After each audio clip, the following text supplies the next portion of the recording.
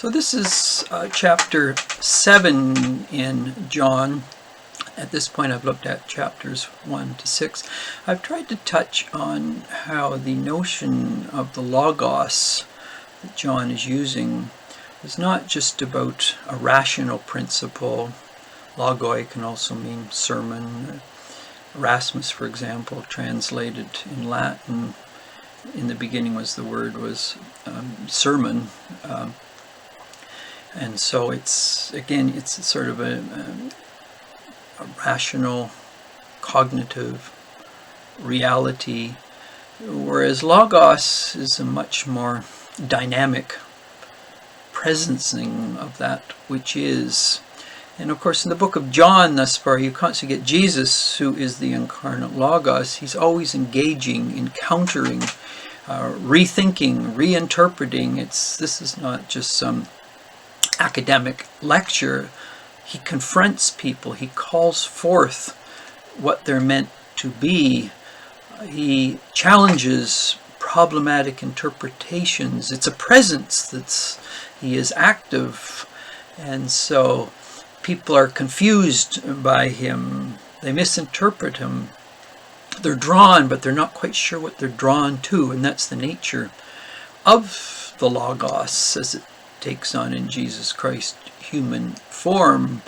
And so it's not just a synagogue lecture, a lecture in Athens. Jesus is doing much more than passing on information, more than just even passing on wisdom. He is calling out from others who they could be in him, but that creates tensions, it creates opposition, it creates conflict, or in the Greek sense, agon, because people do have their own interpretations. It can be religious, it can be political, it can be educational, it can be family dynamics, it can be work, of how things should be. And what happens when someone comes along and says, your understandings of things is rather thin, it's problematic.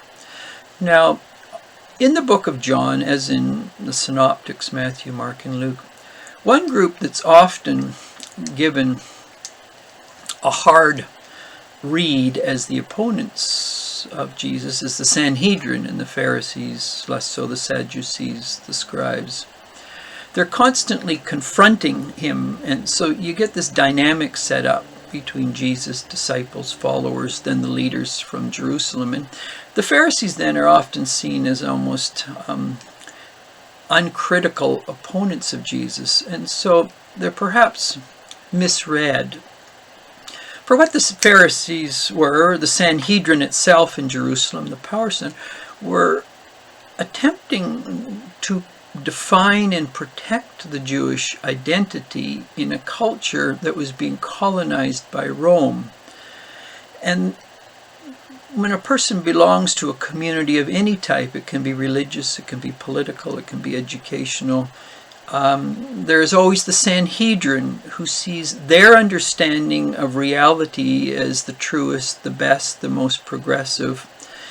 And so when it's threatened, inevitably they're going to collide. So if a person for today belongs and is very committed to the liberal ideological perspective, and people who come and question that, they are a Sanhedrin. One only has to look at the clashes, for example, between a Jordan Peterson and with the liberal establishment or Sanhedrin. That's foundational.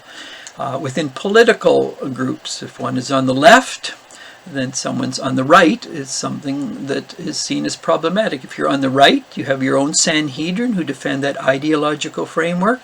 If a person's on the left, they're going to be seen as the problem. So Sanhedrins, rather than being seen as a problem, which it can be, the positive side of the Pharisees and the Sadducees is they were trying to define and protect their understanding of genuine and authentic Judaism against its being corroded and undermined and eroded both within and the threats from without. So probably a first thing to note as we've gone through these chapters is in any time there are conflictual dynamics between one group of people and another, it's usually a conflict of interpretation which the powerful group, Sanhedrin in this case, of which the Pharisees played an important role. And Jesus and the disciple, and then the crowds, everyone's attempting to understand in this case, who is Jesus and why is he not fitting in to a certain understanding of the expectations of the Jewish leadership. And so when we get to the New Testament, probably it's important to understand most in the Sanhedrin, or many in the Sanhedrin, were confused about who Jesus was. They were people who were trying at their best to defend genuine Judaism against the colonizing nature of Rome. And that's the nature of any leadership community, whether religious, political. It can be in policing, it can be in sports, it can be in education. Ideologies, there are dominant ideologies at any given time, and there are oppositional ideologies, and inevitably collide. So when the Bible talks about Jesus and the Pharisees, the danger is to merely see the Sanhedrin and the Pharisees in a negative way, and then an idealizing of Jesus, often the confused disciples, and then the crowds who are equally confused. They waffle back and forth. That's important to get a feel for, rather than slipping in perhaps to a too simplistic understanding of one good, the other evil. But the Pharisees were genuinely good people trying to make sense of a complex situation, that if they capitulated too much to Jesus, they did know the Romans would come in very, very quickly, and violence would occur, the temple worship would be undermined. They had enough of a history of knowing that if you opposed Rome, there were consequences, i.e. people up on crosses or disappearing or being killed. And so hesitant, understandably so. Anyone who was a part of that Sanhedrin would understand that. So when we look sometimes at the New Testament, it's important to perhaps be a little more gracious to the very almost impossible task of the Sanhedrin and the Pharisees, and they're trying to sort out who Jesus was. Secondly, in this chapter, you get Jesus' family is divided. His brothers were constantly pushing him. In this case, why don't you go to the Feast of Tabernacles? And many of his blood family, and this is all a very interesting example also, just because a person is interested in growing in a certain direction in terms of a religious journey doesn't mean family is going to be on board with you. In fact, family may be often the greatest opponents, skeptics of the journey itself, or friends for that matter. And here you have in the beginning of this chapter, his very family, his blood family, are saying, well, we'll go. And they're many one sense probably goading him a little bit. But what he says, which is very interesting, is, my time is not right. So Jesus has the interior discernment to know when it's appropriate to do something and when not. Just to uncritically say yes and no usually means a lack of internal discernment in terms of what's appropriate. Jesus also does a lot of concealing of who he is and revealing selectively. And this is an important sort of model in that sense of, to certain people, you just conceal things. Jesus comes across and very blunt when he says you don't throw pearls to swines, and in other things. People who are very hard of heart, people who don't want to learn, people who are playing cat and mouse intellectually. For Jesus, it was often a case of, why bother talking to them? Because they're really not interested. And so you move on. Jesus is constantly moving away from Jerusalem and Judea because he knows that, in fact, this is a place of conflict and tensions of people who don't want to hear. They have a set agenda in terms of what their faith is about. And so he'll often go up to Galilee, which was often seen as the outback or the Siberia of that area at the time, where there's greater receptivity. And so you get in Jesus constantly this revealing in a limited way who he is, but then also concealing and then knowing when to unconceal. And so it's this discernment in him, and you see it played out in John 7 at the Feasts of the Tabernacles. Feast of the Tabernacles, we've looked previously at the Passover, which was one of the great rituals. It's the Feast of the Tabernacles is the companion to Passover, because when the Jews left Egypt, when they left slavery, when they left the comforts and the predictability of Egypt, as oppressive as it was, they had to go to the desert, which was a place where all their support structures, all the sense of who they were, even though slaves, there was a level of predictability and order. They entered the place of emptiness.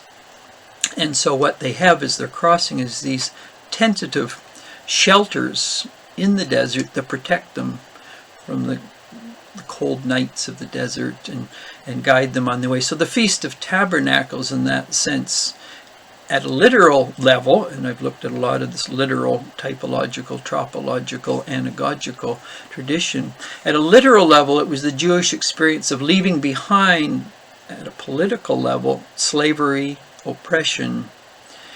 At a typological and tropological level, it's leaving behind the false self, and only having limited shelters. We cross the desert not knowing where we are going and not knowing the nature of the destination, so living by faith.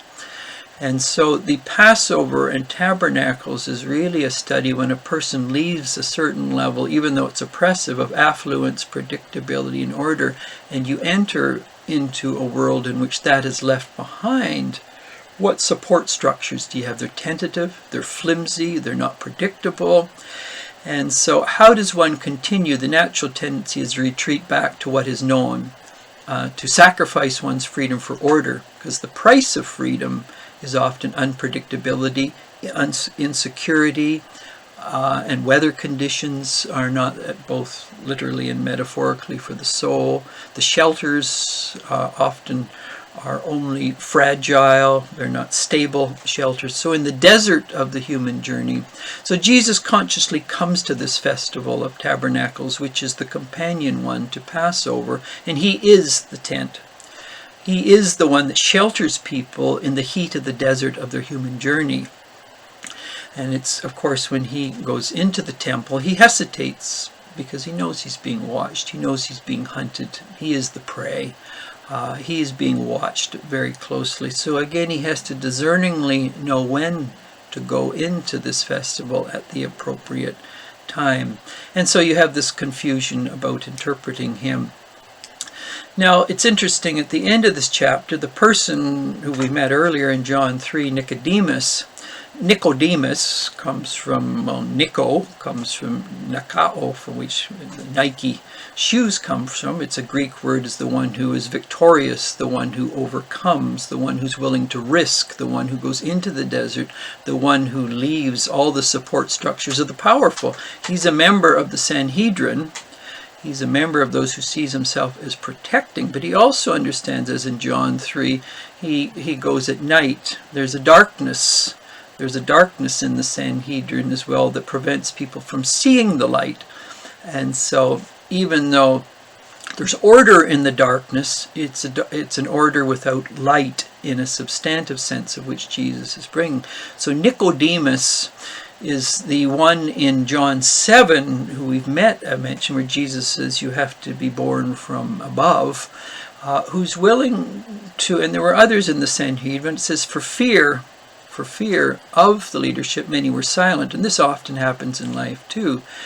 In a world of political correctness, if you're part of one tribe, you both fear questioning that tribe, and you also fear being seen with the other tribe for fear. And so often fear paralyzes people, and it makes them impotent about raising thoughtful, doubting, critical questions, particularly of the tribe they're a part of. So if to overcome Nicodemus, to be victorious, there's a certain questioning that has to go on, a certain doubting, a certain willingness to raise questions about the clan that a person is a part of. And so significantly enough, Nicodemus reappears again in John 7 because he is the person who's willing to go through and question the comfort, the security of the Egypt. In that sense, the Sanhedrin is its new Egypt, because it's order, it's predictability, it's the sense I belong somewhere, and if I question it, I will become a pariah, I'll be tossed out. And so the darkness of a certain type of order, so in that sense, the Sanhedrin become the new Egypt. In John 7, and Nicodemus, the one who is willing to face into that and overcome it, and of course he's questioned when he dares to say, well, can we not at least give Jesus a trial? Some of the things he's saying may threaten our own understanding of Judaism, but certainly in a fair and honest way, he should be offered a chance to defend himself about his sense of who he is and our understanding of who he is. But it is shut down by saying, oh, you're part of one. Well, that's a way often of silence. You dare to ask questions about your own tribe, saying maybe there's some blind spots. You attempt to say, well, maybe the other side may have some truth to it. Well, now you're transcending the tribalism of different ideological constructs. That can be, as I mentioned earlier, it can be religious, it can be political, it can be educational, it can be family dynamics, it can be sports. I mean, all of these different things which have ways of understanding who they are as a communal people. And then someone comes along and says there might be different ways of interpreting, of understanding, of seeing things. But when you do that, you're seen as a Judas figure. You're seen as a betrayer of the tribe. You're not uncritically saluting. You're not goose-stepping. And so, as I mentioned earlier, there is a certain legitimacy in the Sanhedrin. The dark side of any group that claims to defend the clan is it sacrifices truth for the purpose of order. And in that sense, as I mentioned, the very escape, and this is the irony of John 7, is the very festival which was meant to be an escape from unfreedom becomes the very means of a new type of imprisonment. And Jesus is trying to break them out of a literal understanding of their history and the way it's become ritual and myth, and saying this is the true meaning of the Feast of Tabernacles, is you have to leave behind the predictability and security that you have in this case of Jerusalem in the negotiations with Rome, and if you're going to be free from your new Egypt, this is the typological and tropological understanding of the Feast of Tabernacles. And so you get Nicodemus and Jesus as he's slowly led in as the Logos has presenced himself to Nicodemus, and the light is emerging. It leads to serious problems for him, marginalization from his friends. Very hard if you've had very close friends and they've been knit together in an understanding of leadership of your community. You come to differ with them and start looking at things differently. Then what happens to that friendship when it's based on ideology, not truth? And so a relationship based on a certain limited understanding of things, when a person is getting more light in their understanding, a friendship can often be seriously challenged and be undermined. And we can see a lot of things like this these days happening, for example, across the border with those who uncritically genuflect to Trump, and same families who question what that is. It's divided families, it's divided communities. Same thing happening. So these perennial themes that we're looking at in John, and how Jesus comes to try and interpret things beyond a simple literal way, in a Christological or a typological way, how he takes something like the Feast of Tabernacles, and he's giving it its much deeper meaning of leaving behind things that have to be left behind. So he's pointing the way, and someone like Nicodemus has to pick up that ball and find out where this is going to take him.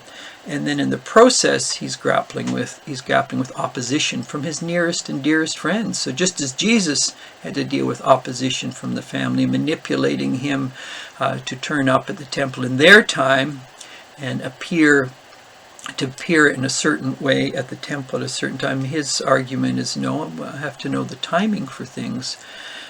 So you get Nicodemus's emerging maturity in what it means to overcome step by step, and the price a person pays in overcoming nikao and making those decisions. We'll find, of course, later on in the book of John, Nicodemus with Joseph of Arimathea are the two figures who prepare the way for Jesus' burial post-crucifixion. So John 7 is continuing that journey of moving literal, in this case, events, Feast of the Tabernacles, giving them their deeper meaning, and how if one isn't careful, that a historic event turned ritual, which is about liberty, becomes its new form of oppression and freezing people in history from the actual meaning of the event, which Jesus is trying to reveal. He's unconcealing the meaning. In that sense, there's a deeper meaning that he's saying has to be relevant for people in his time. And in that sense, the Logos being present is presencing a deeper understanding of both Passover and Feast of Tabernacles. And if heard rightly, then you get a transition from the Pharisaical understanding of history, ritual, but a freezing of that meaning in a way that keeps them back in Egypt of misunderstanding. And so it is this nimble and subtle approach by Jesus that some are hearing, of which Nicodemus, in that sense, is all of us who want to overcome and see deeper, versus those who say, if you're going in that direction, you are not of us anymore, and our friendship has to end, and we're not giving this alternate perspective of fair listening or hearing. And so Nicodemus is a key transition figure following Jesus, who understands the nature of rebirth from a literal level in terms of his own soul, to the application of that in a much more public way in reinterpreting the actual significance of leaving the Egypt of comforts, security, predictability, and unfreedom behind, to the real price of actual freeing the soul and giving it wings to break out of the shell of what it's not, even though secure within it, or the womb which is secure, and the actual birth from above. And so, of course, the metaphors in John are constantly ones of birth. And so the question always is what's the nature of being birthed in a meaningful way, and what is the price of freedom, and how often people really do not want freedom,